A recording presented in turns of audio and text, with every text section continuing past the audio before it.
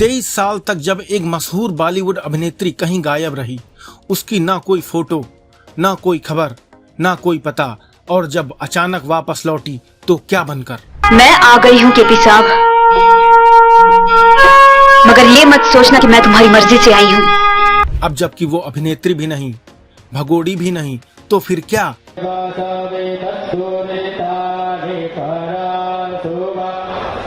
कभी topless photo shoot से बवाल मचाया, तो कभी अंडरवर्ल्ड से बॉलीवुड को धमकाया, कभी ड्रग माफिया से शादी की खबरों में आई। अभी नहीं किया। और अब कहती हैं कि मैं ईश्वर के लिए पैदा हुई हूँ। क्या ये वाकई एक आध्यात्मिक जागरण है या फिर सबसे बड़ा पब्लिक ड्रामा? आज हम खोलेंगे एक ऐसी कहानी जिसे बॉलीवुड ने छुपाया, मीडिया ने तोड़ मरोड़ कर दिखाया, लेकिन हम बताएंगे जैसी थी वैसी। नमस्कार, मैं हूं DS मिश्रा और आप देख रहे हैं रेट्रो सिने सफर, एक ऐसा सफर जहां सिनेमा के सुनहरे दौर की भूली बिसरी कहानियां फिर से जीवित हो उठती हैं। चलिए आज फिर लौटते हैं उसी दौर की ओर। रेट्रो सिने सफर में आपका तहे दिल से स्वागत है।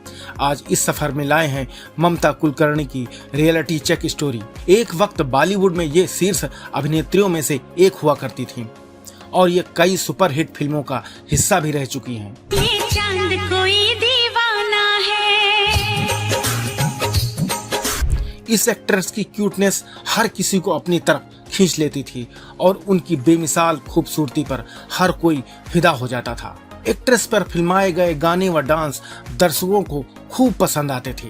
मुझको राणा जी माफ करना, गलती मारे से हो गई। 90 के दशक की यह मशहूर अदाकारा उस वक्त फिल्मों में आते ही अपनी खूबसूरत और बोल्ड अदाओं के कारण सुर्खियों में छा गई थी।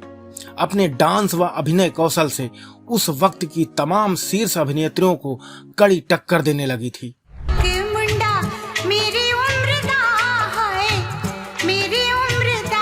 लेकिन सफल फिल्मी करियर फिर तमाम विवादों और कई संगीन आरोपों के चलते देश छोड़कर अचानक गायब हो गईं और कई सालों बाद वो लौटी तो साध्वी बनकर। और तो और जब इन्होंने प्रयागराज महाकुंभ 2025 में 24 जनवरी को संन्यास की दीक्षा ली और किन्नर अखाड़े की महामंडलेश्वर बन बैठी तो सब हैरान रह गए।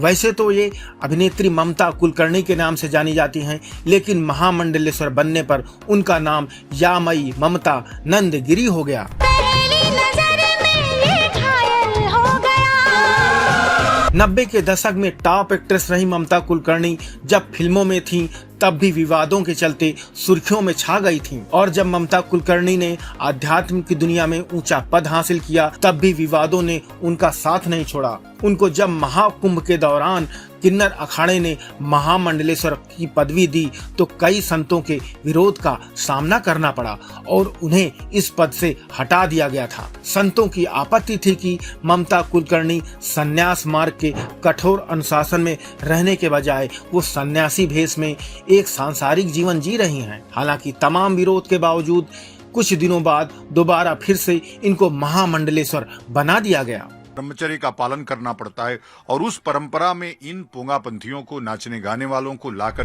दोस्तों, पूर्व अभिनेत्री और अब सन्यासी बन चुकी ममता कुलकर्णी के किस्से किसी से छिपे नहीं हैं। उनका विवादों से चोली दामन का साथ रहा है। उनके इसी विवादास्पद जीवन के चलते अब उनके आध्यात्मिक सफर पर भी कई सवाल उठ रहे हैं। वहीं अगर मीडिया रिपोर्ट्स की माने तो ममता कुलकर्णी ने कई साल पहले संन्यास ले लिया था और वो गुपचुप तरीके से दुबई में रहकर साध्वी की जिंदगी जी रही थी।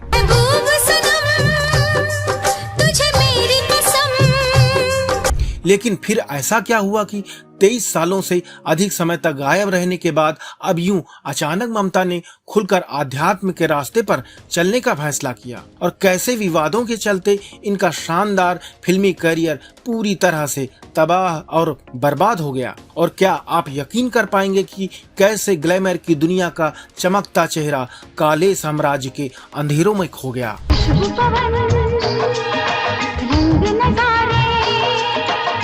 शुभ पवन। इस पूर्व अभिनेत्री का ममता कुलकर्णी से या मई ममता नंदगिरी बनने की दिलचस्प कहानी को भी जानेंगे। साथ ही जानेंगे एक्ट्रेस पर करोड़ों रुपए देकर महामंडलेश्वर की पदवी हासिल करने के आरोपों का सच क्या है। आज के सफर में हमारे साथ वीडियो में अंत तक बने रहें तो कार्यक्रम में आगे बढ़ते हैं और ममता कुलकर्णी की जिंदगी के पन्ने पलटते हैं। आएगी हर पल तुझे मेरी याद।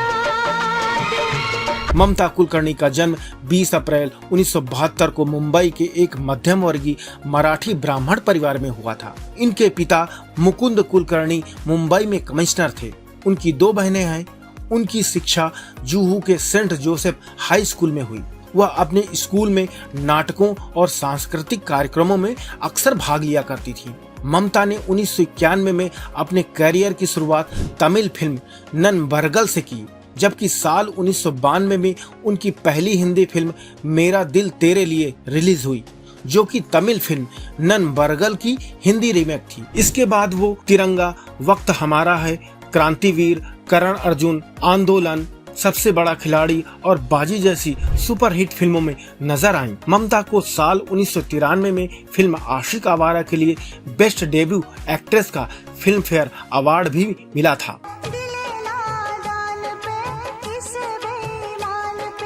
दोस्तों 90 के दशक में ममता कुलकर्णी को बड़े से बड़े फिल्म प्रोड्यूसर्स अपनी फिल्म में रखने के लिए बेताब रहते थे। उस दौर के तमाम बड़े सुपरस्टार्स जैसे आमिर खान, सलमान खान, अक्षय कुमार, गोविंदा, सुनील शेट्टी, सैफ अली खान और संजय कपूर के साथ स्क्रीन शेयर करने वाली ममता कुलकर्णी तब अपने करियर के बुलंदियों पर थीं। तभी अचानक से कई विवादों में घिरती चली गईं। धीरे धीरे आप मेरे दिल के मेहमान। सबसे पहले विवादों में तब बुरी तरह से फंसी जब उन्होंने साल 1993 में स्टार डस्ट मैगजीन के लिए अर्धनग्न फोटोशूट कराया था। इसके बाद उनका डायरेक्टर राजकुमार संतोषी से विवाद भी चर्चा का विषय बन गया था। दरअसल संतोषी ने ममता को 1998 की फिल्म चाइना गेट में बतौर लीड एक्ट्रेस लिया था, लेकिन कुछ मनमुटाव के चलते राजकुमार संतोषी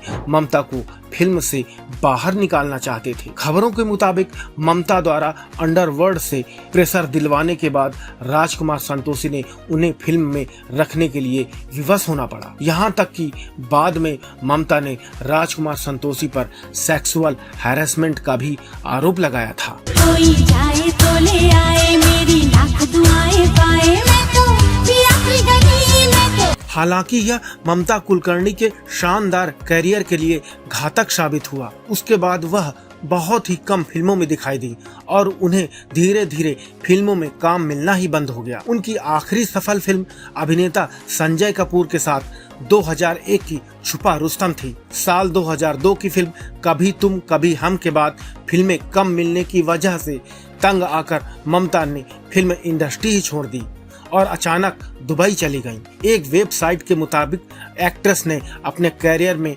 हिंदी समेत अन्य भारतीय भाषाओं में तकरीबन 35 से 40 फिल्में की। अरे ओ शहरी बाबू, हमें माफी दे दे तू। अब बात करते हैं ममता पर लगे उन गंभीर आरोपों की, जिसके बाद वो पुलिस के रडार पर आ गई थी। उन पर मुंबई में 2016 में ड्रग्स तस्करी का केस दर्ज हुआ था और नारकोटिक्स विभाग ने अरेस्ट वारंट भी जारी किया था और पुलिस ने उन्हें भगोड़ा घोषित कर दिया था। एक कंपनी के कंसाइनमेंट से 2000 करोड़ रुपए की ड्रग्स पकड़ी गई थी, जिसकी डायरेक्टर ममता कुलकर्णी थी। उनका संबंध ड्रग माफिया विक्की गोस्वामी से भी जोड़ा जाता रहा है। आरोप था कि ममता कुलकर्णी अपने साथी विक्की गोस्वामी और अन्य सह आरोपियों के साथ जनवरी 2016 में केन्या में एक अंतर्राष्ट्रीय ड्रग रिंग की बैठक में भी शामिल हुई थी। बाद में विक्की गोस्वामी को ड्रग्स तस्करी के केस में दुबई में 12 साल की जेल हुई थी और बताया जाता है कि ममता जेल में बंद विक्की से मिलने भी जाया करती थी। उन पर अंडरवर्ल्ड से कनेक्शन के भी आरोप लगे थे।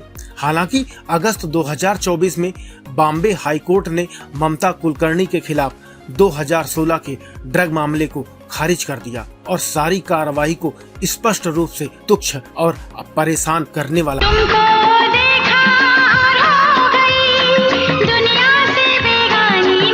इसके अलावा ममता पर यह भी आरोप लगा था कि उन्होंने दुबई जाकर ड्रग माफिया विक्की गोस्वामी से शादी की थी। हालांकि ममता ने अपनी शादी की खबरों को अफवाह बताया। ममता का कहना था कि उन्होंने कभी किसी से शादी नहीं की। उन्होंने ये जरूर कहा था कि उनका विक्की से अफेयर रहा है, लेकिन बाद में उससे सारे संबंध तोड़ दिए और खुद को धर्म और अध्यात्म से जोड़ लिया। दिल हमसे पूछता है। ममता ने 2013 में अपनी किताब ऑटोबायोग्राफी ऑफ अयोगिनी प्रकाशित की थी, जिसमें उन्होंने फिल्मी दुनिया को अलविदा कहने की वजह बताते हुए कहा था कि कुछ लोग दुनिया के कामों के लिए पैदा होते हैं, जबकि कुछ ईश्वर के लिए पैदा होते हैं।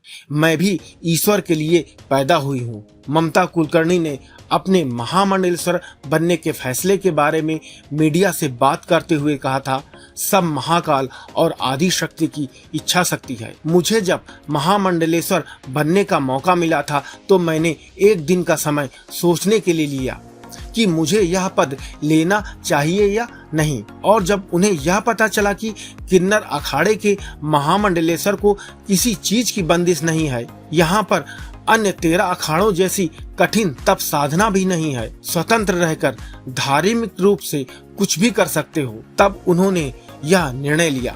बताते चले कि ममता कुलकर्णी को किन्नर अखाड़े की आचार्य महामंडलेश्वर डॉक्टर लक्ष्मी नारायण की अगुवाई में महामंडलेश्वर बनाया गया था। उनका नाम श्री यामई ममता नंदगिरी रखा गया। कितने दिनों के बाद मिले हो, जरा बताओ मुझे। दोस्तों, महामंडलेश्वर बनने के बाद ममता कुलकर्णी पर यह भी आरोप लग रहे थे कि उन्होंने 10 करोड़ रुपए देकर यह पदवी हासिल की, जबकि इसके जवाब में उन्होंने कहा था कि उनके पास तो 1 करोड़ रुपए भी नहीं थे। उनके सभी बैंक अकाउंट सीज कर दिए गए। उन्होंने 2 लाख रुपए उधार लेकर गुरु दक्षिणा दी थी। मेरे पास 10 क्या, मेरे पास 1 करोड़ भी नहीं है। मेरे बैंक अकाउंट सील किए गए हैं। ममता ने यह भी बताया था कि वो जिस आर्थिक संकट से जूझ रही हैं, उसे वो शब्दों में बयां नहीं कर सकती। जिंदगी को गुजारने के लिए। महामंडलेश्वर का पद मिलने के बाद ममता कुलकर्णी ने बॉलीवुड से अचानक गायब हो जाने की वजह बताते हुए कहा था कि वो 23 साल से फिल्मी दुनिया की चकाचौंध से दूर रहकर तप साधना और धार्मिक यात्रा पर थीं, और जब एक दिन उन्हें आध्यात्मिक शक्ति की अनुभूति हुई तो उसके बाद उन्होंने सनातन धर्म के मार्ग पर चलने का मन बना लिया था। उनकी आस्था उन्हें आध्यात्म की ओर खींच ले आई। ममता ने यह भी स्पष्ट कर दिया कि अब बॉलीवुड में उनकी कभी वापसी नहीं होगी, वो धर्म के रास्ते पर ही आगे बढ़ेंगे। लेकिन अब देखना होगा कि ममता कुलकर्णी महामंडलेश्वर पद पर बनी रहती हैं या नहीं। वो धर्म और अध्यात्म के कठोर मार्ग पर चलती रहेंगी या फिर से फिल्मों और सांसारिक जीवन के सुखों में वापस लौट जाएंगी, ये तो आने वाला समय ही बताएगा। अब सवाल यह है कि ममता कुलकर्णी क्या वास्तव में धर्म और अध्यात्म के रास्ते पर चलना चाहती हैं, या फिर खुद की खराब हो चुकी इमेज को बदलना चाहती हैं, अथवा ये उनका ड्रामा या कोई और वजह। लिख दो तेरे दिल पर, तू लिख दे मेरे दिल पर, मैं लिख दूं तेरे दिल पर। तो दोस्तों, आज के रेट्रो सिने सफर में बस इतना ही। आप सब ममता कुलकर्णी के महामंडलेश्वर बनाए जाने के निर्णय को किस तरह से देखते हैं, और उनकी कौन सी फिल्म सबसे ज्यादा पसंद है, हमें कमेंट्स में जरूर बताइएगा। आपसे गुजारिश है कि चैनल को सब्सक्राइब करें, वीडियो को लाइक और शेयर करें।